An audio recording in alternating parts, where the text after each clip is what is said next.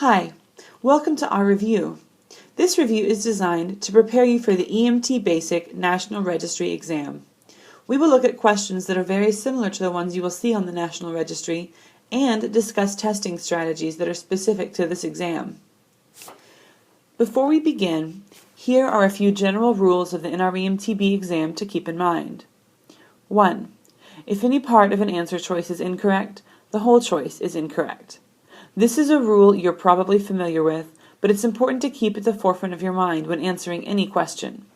If your patient definitively needs oxygen and ventilatory assistance with a bag valve mask, and an answer choice asks you to only deliver oxygen via a non-rebreathing mask, the answer choice is incorrect, even if the other interventions it lists would be appropriate. All parts of the answer must be correct for the entire answer to be correct. 2. If an answer choice asks you to deliver an intervention that is not part of the EMT Basic curriculum, it is incorrect. These answer choices are what we call out of scope. For the National Registry exam, your scope of practice is defined by state regulations, professional ethics, and your training. If an answer choice asks you to perform an intervention you have not been trained for example, administering Benadryl for an allergic reaction or giving your patient something to drink, it is incorrect. Remember to consider each answer choice from the perspective and training of an EMT Basic. 3. If an answer choice explicitly asks you to provide no care or transport for your patient, it is incorrect. As a working EMT Basic, you may find yourself called to a patient who does not require transport. However, on the National Registry test, you will find no scenarios where the appropriate answer is to withhold or significantly delay medical treatment or transport.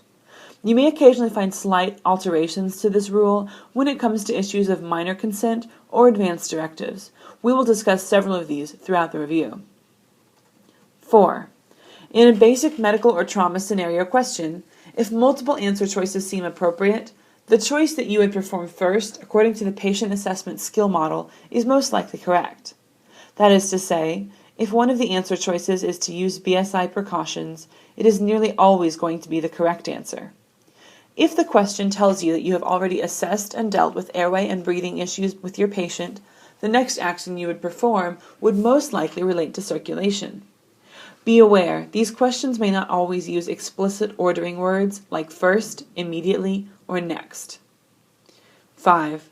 In a special medical or trauma scenario question, if multiple answer choices seem appropriate, the choice that most adequately addresses the specific situation is most likely correct. This rule is most often applicable in environmental emergencies, special population scenarios, and similarly specific questions. For example, a scenario about a snake bite is usually there to test your knowledge of how to treat that specific injury. Critical thinking is extremely important when answering these questions. Carefully consider all the information in the question and all the answer choices before answering these questions. Now let's get started. Number 1. Which of the following most accurately defines an allergic reaction? A. An exaggerated immune system response to any substance. B. Destruction of the immune system by an external substance. C. A release of erythrocytes in response to a foreign substance.